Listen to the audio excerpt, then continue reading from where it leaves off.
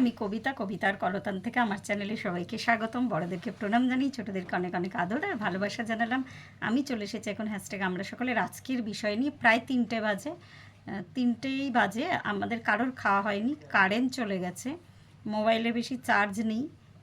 5টার সময় একটা মিটিং আছে, 3টে কি প্রায় 3:30 বাজে এখন।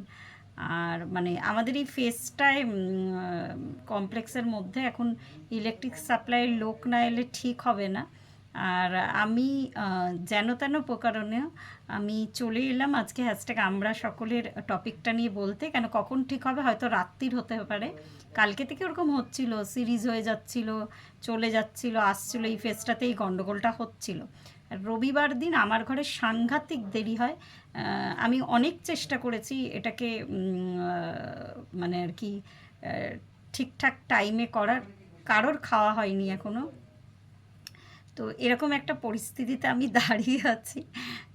আজকে ভিডিও না করলে হয়তো ভিডিও বানাতে বানাতে আমার রাত্রি 12টা 12:30 বেজে যাবে। তো জানি না মোবাইলে চার্জ থাকবে কি না, তো কমিটমেন্ট ফেল হয়ে যাবে আমার আর কি। তো এই জন্যই চলে এলাম। বিষয়টা আমারই দেওয়া। আজকের বিষয় হচ্ছে যে যে কোনো দুঃখজনক ঘটনা ভুলে যাব নাকি না একবার তাকিয়ে একটু হেসে সামনে এগিয়ে যাব। আমার হঠাৎ করে 3-4 দিন আগে আমার হঠাৎ একটা পুরনো ঘটনা মনে পড়লো, যে ঘটনাটা আমার কাছে একটু অস্বস্তিকর, একটু অপমানজনক, একটু দুঃখের, একটু না বেশ অনেকখানি। তো আমি হঠাৎ করে দেখলাম হেসে ফেললাম মনে করতে গিয়ে।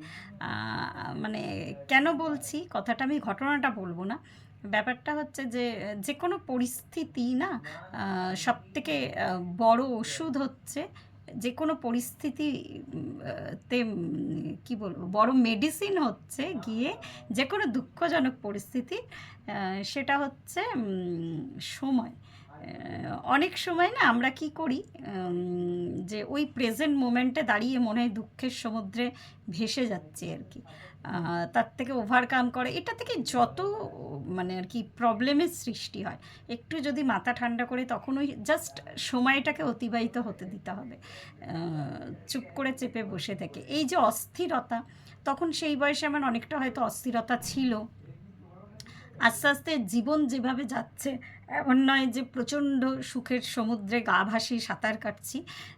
স্ট্রাগলফুল লাইফ যাদের হয় তারা বোঝে যে মানে সত্যি সত্যি মানে কতটা তাদেরকে জীবনটা সমঝোতার সাথে কাটাতে হয়। সমঝোতাটা নিজের সাথে, যুদ্ধটা নিজের সাথে, অন্য কারোর সাথে নয় কিন্তু। তো এইভাবেই আমি মেনে নিয়েছি আমার এটাই জীবন, এইভাবেই আমার জীবনে প্রবলেম আসবে। আর এই যে বললাম এই রবিবারটা আমি কখনোই টাইমটা সেট করতে পারছি না কোনো মতেই।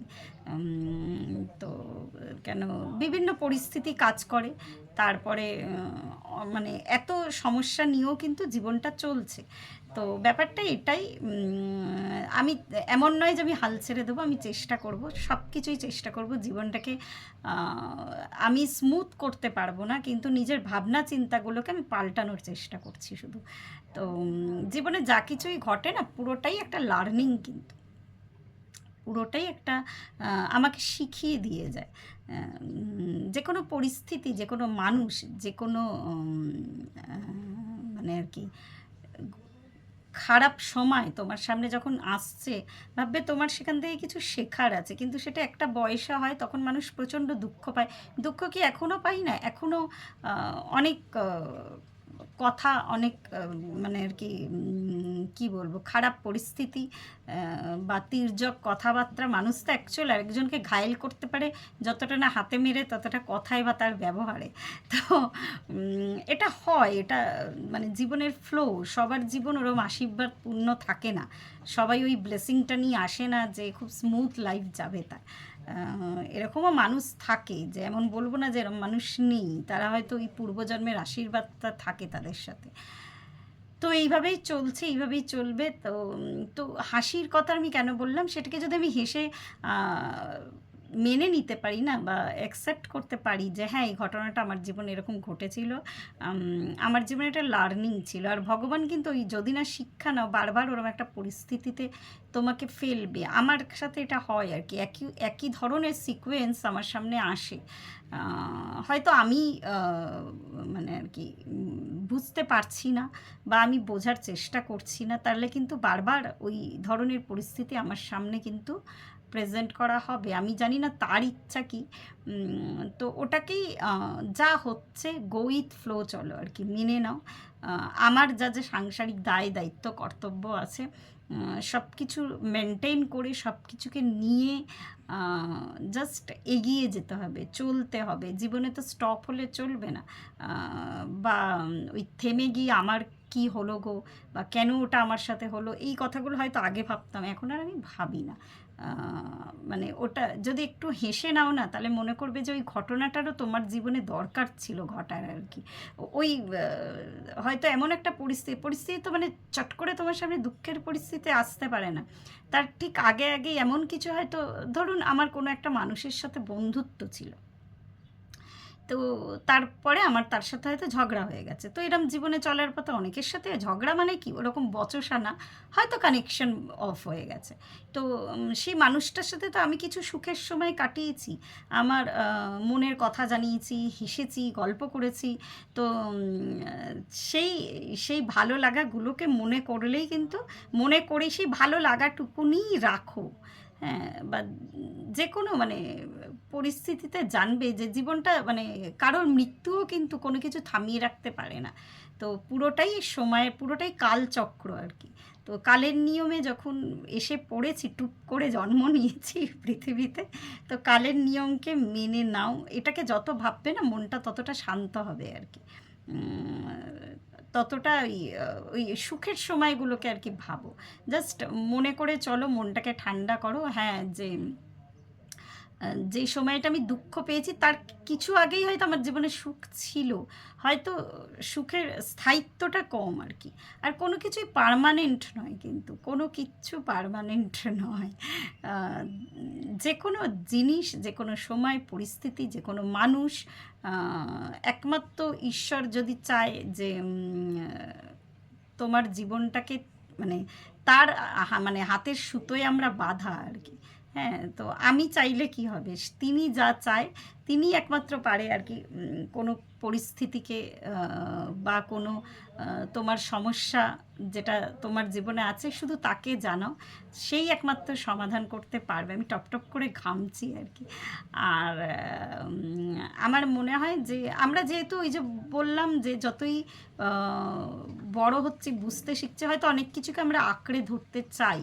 হ্যাঁ, কিন্তু এই আঁকড়ে ধরার থেকেও এই যে বললাম যে কোনো একটা মানে ছাড়তে শেখো আর কি। কোনো পরিস্থিতি আমার হাতের মুঠোয় নেই, কিন্তু সবই ঈশ্বরের মানে আর কি কন্ট্রোলড আর কি।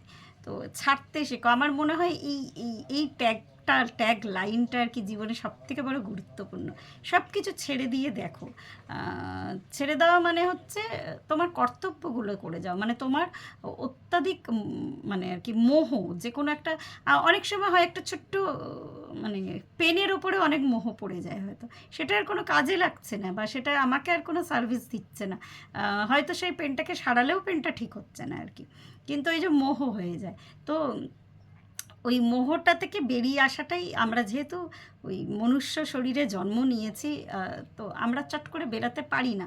একেবারে না পারলেও আস্তে আস্তে চেষ্টা করো। সেই ঘটনা, সেই দুঃখজন, ওই যে বললে আমার হাসি পেলো হঠাৎ করে ঘটনাটা মনে করে, যে মনে হলো এই মা কি বোকামি করেছিলাম, কেন দুঃখ পেয়েছিলাম, মানে এরম একটা আর কি আমার রিয়েলাইজেশন হলো। ওই জন্যে আমি এই টপিকটা দিয়েছি আর কি। তো এই যে ঘটনাটা ঘটছে, ভাবো যে এটা একদিন এই পরিস্থিতিটা ওই সময় ঠিক মেডিসিন হয়ে, মানে সময়ের মেডিসিনের থেকে বড় মেডিসিন আর কিছু নেই আর কি।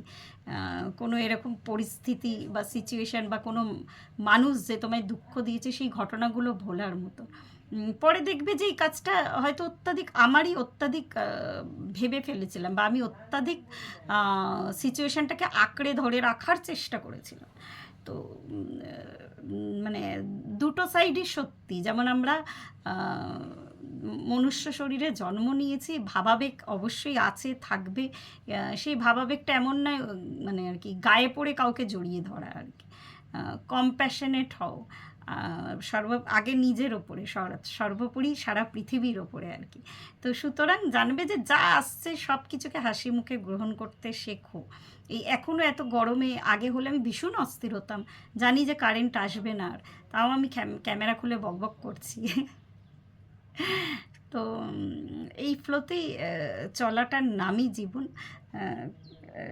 চেষ্টা করব, আমি অবশ্যই বারবার বলছি, বুদ্ধিবৃত্তি যেহেতু আছে, আমার বুদ্ধি দিয়ে, এমন নয় যে পরিস্থিতিটাকে আমি বিগড়ে দেবো, আমি আমার মতো চেষ্টা করব, আমার কর্তব্যগুলো করব, আমার জায়গায় আমি মানে আর কি ট্রাই করব আমার ভুলগুলোকে শোধরানো। কিন্তু এমন নয় যে আমি আঁকড়ে ধরে থাকবো পরিস্থিতিটা। তো যা ঘটে গেছে ঘটে গেছে, মানে জাস্ট হাসো আর বেরিয়ে এসো। যদি কিছু লার্নিং নেওয়ার থাকে লার্নিং নাও। হ্যাঁ, তো এটাই আমার আজকে বক্তব্য ছিল। আমি জানি না কি বকবক করলাম, মানে গরমে টপ টপ করে আমার, এই যে আমি একটু ক্যামেরার সামনে আসছি, প্রচুর ঘাম পড়ছে আর কি আমার মুখ থেকে। তো এইটুকুই রইল, সবারটা শুনবো। আমি জানি না কখন আজকে সিচুয়েশান ঠিক হবে, কখন কারেন্ট আসবে। প্রত্যেকে ভালো থাকবেন, পরিবারের সকলকে ভালো রাখবেন। ধন্যবাদ।